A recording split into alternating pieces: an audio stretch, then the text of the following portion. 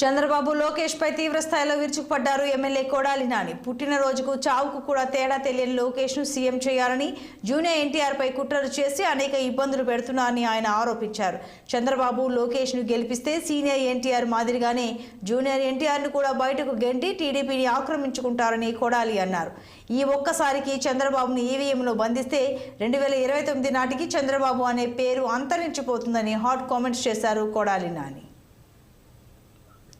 ఎన్టీఆర్ని సర్వనాశనం చేయడమే కాదు, జూనియర్ ఎన్టీఆర్ 2009 ఎన్నికల్లో తిప్పుకున్నాడు. యాక్సిడెంట్ అయి ప్రాణం బాగొట్టినటువంటి పరిస్థితిలోకి వచ్చాడు.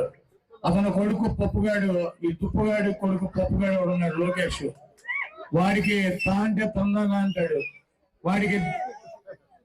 వాడికి పుట్టినరోజుకి చావుకి కూడా తేడా తెలవనటువంటి పనికిరానటువంటి వెధవాడు. వాడిని తీసుకొచ్చి ఆ తెలుగుదేశం పార్టీకి ముఖ్యమంత్రిని చేయాలి, అధ్యక్షుడిని చేయాలని చెప్పి ఆ ఎన్టీఆర్ జూనియర్ ఎన్టీఆర్ చిన్నాని మీద అనేక కుట్రలు చేసి అతన్ని అనేక రకాలుగా ఇబ్బంది పెట్టేటువంటి పరిస్థితి ఉంటుంది.